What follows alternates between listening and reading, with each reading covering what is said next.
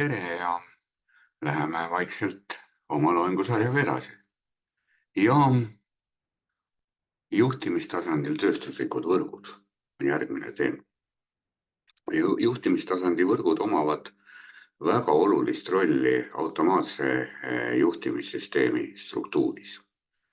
Need esindavad tööstusliku juhtimise hierarhia teist kihti ja on lõikumispunktiks kahele kõrval asuvale tasandile, nii töövälja tasandile kui ka informatsiooni tasandile.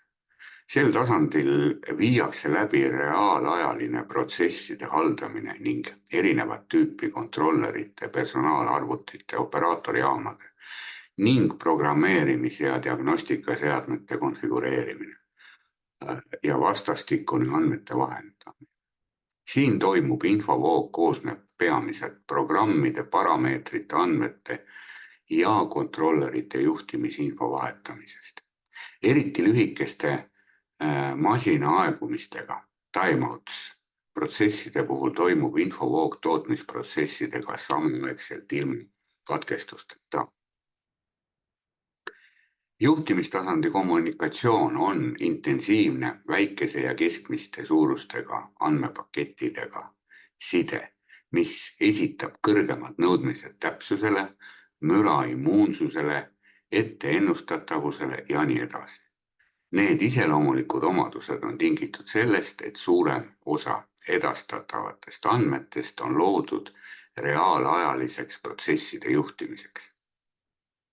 Juhtimistasand ühendab sisend-väljund andmevahetusfunktsioonid ja võrdõiguslikud ühendused individuaalsete programmeeritavate kontrollerite ja detsentraliseeritud juhtimissüsteemide ning kasutajaliidesena AMI-de ja muude AMI tähendab siis Human Machine Interface ja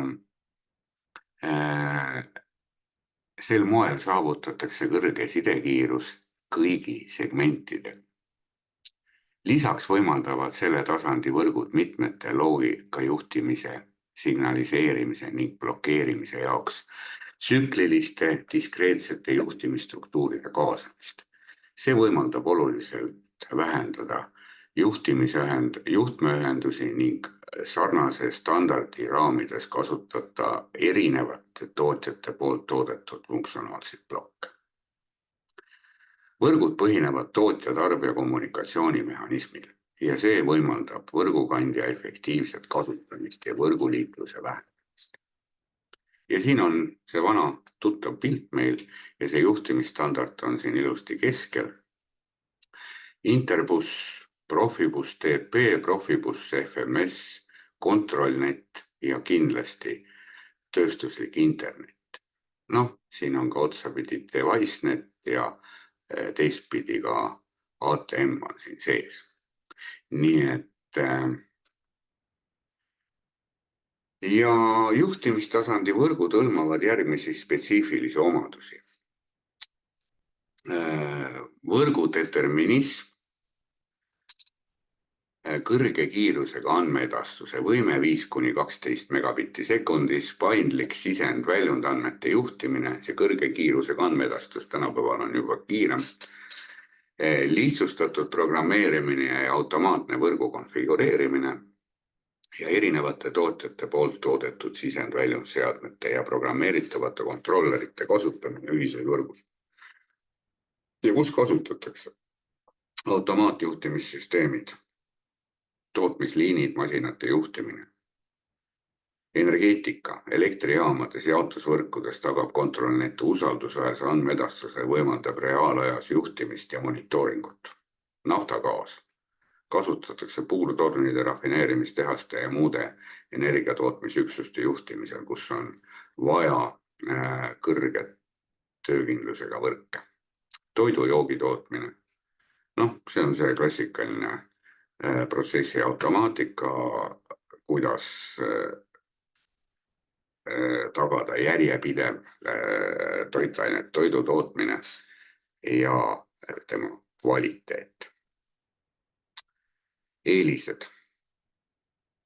determinism ja ajastus. Tagab kindla ajastusega andmeedastuse, mis on oluline reaalajas juhtimissüsteemides, usaldusväärsus, tugev veaparandusmehhanism,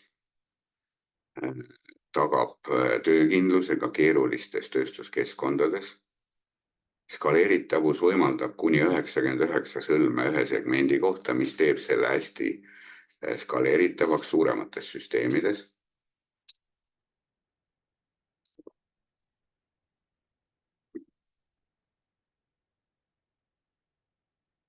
Piirangud on muidugi kiirus, et siin eelmise sajandi lõpus oli 5 megabitti sekundis piisav kiirus, tänapäeval ei pruugi see suurte andmehulkade ja kiirusnõuetega võrreldes olla piisav. Komplekssus võrreldes uuemate Ethernet-põhineste lahendusega võib kontrollnet olla keerulisem paigaldada ja hooldada, nii et temaga võib olla teatud probleem.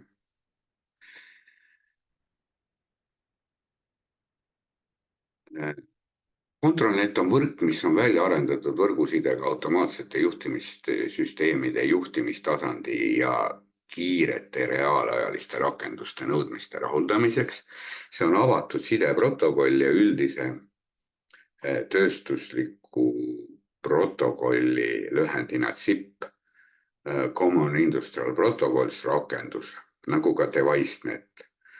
Kuni 2008. aastani hooldas kontrollneti organisatsioon Controlnet International, mis on kontrollneti tehnoloogia müüjate ja levitajate ja tarbijate assotsiatsioon. 2008. aastast võttis selle rolli üle Open DeviceNet Vendors Association, ODVA, ja kontrollneti võrk kasutab samaaegseid hulgipöördumisi meetodid, kus seadmed edastavad andmeid iga võrgu intervalli jooksul ja võrguliiklus on rangelt määratud täpsete ajahetkedega. Kontrollneti füüsiline tasand kasutab RG6 tüüpi koksiaalkaablit, mille segmendi pikkus võib olla kuni 1000 meetrit ja BNS-konnektoreid.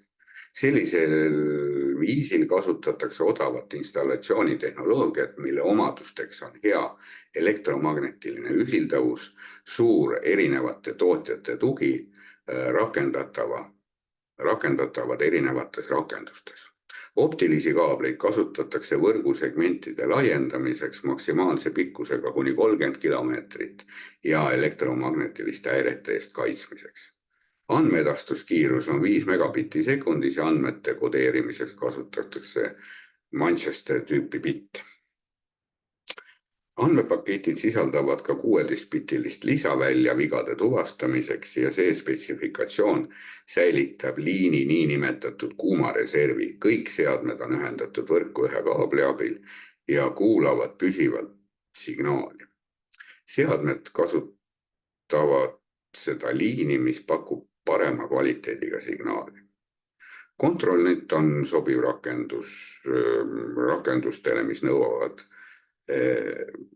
sellist skaleeritavust, determinismi, tootlikkust, suure andmehulga edastamist, sisend-väljund andmete edastamist suurtele distantsidele ja sünkroniseeritud juhtimist. Kontrollneti võrkusid kasutatakse näiteks erinevate koordineeritud elektriajamite, liikuvate objektide ja suurte andmehulkade ja hulgaloogikakontrollerite ja kasutajaliideste protsesside juhtimisskeemides.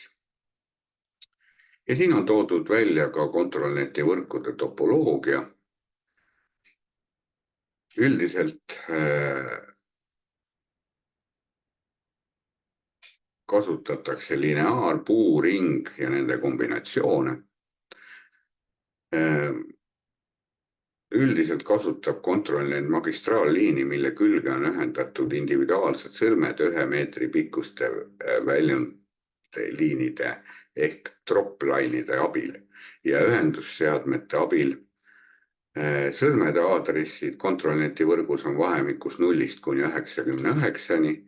Tavaliselt on 2 sõlme vaheline tegutsemispikkus kuni 1000 meetrit 48 sõlme puhul on see 250 kuni 25 kilomeetrit. Juhul, kui lisatud on repiiterid ja mitmed võrgusegmendid on lingitud liini, tähte või ringi, siis selles mõttes, kui repiiterit kasutada, siis põhimõtteliselt on võimalik neid vahemaid veel pikendada.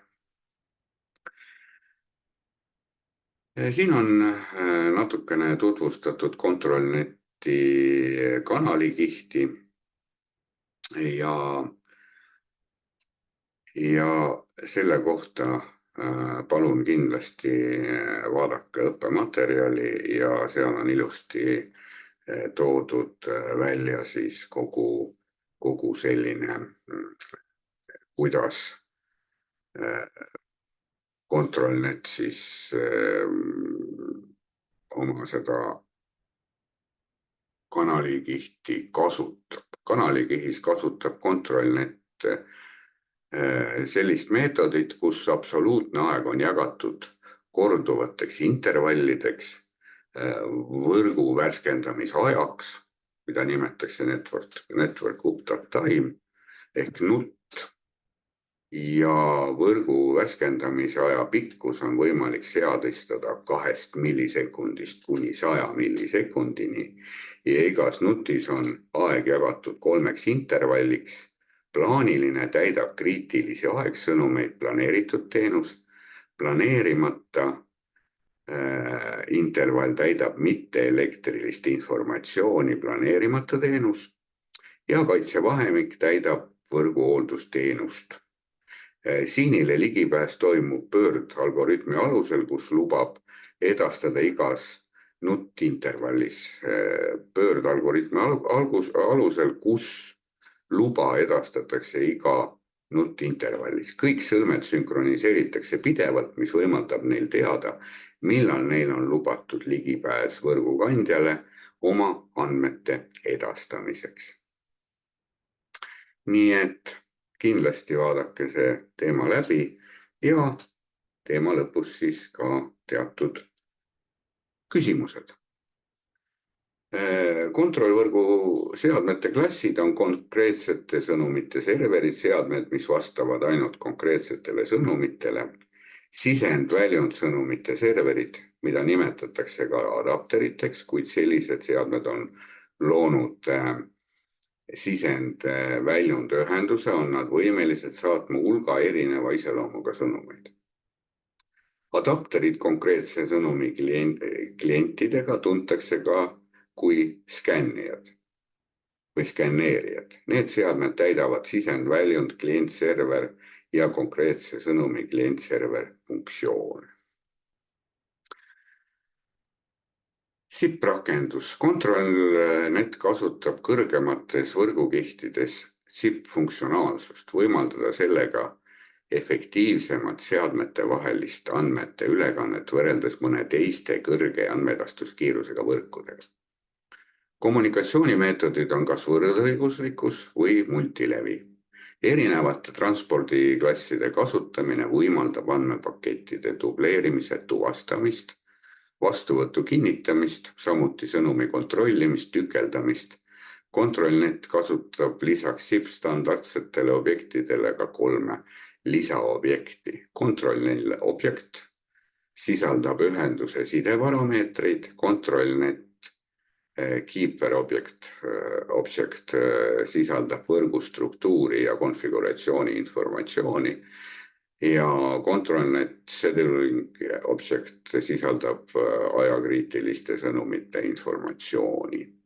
Nii et ja see on nüüd hästi lühidalt sellise toreda teema kohta, nii kui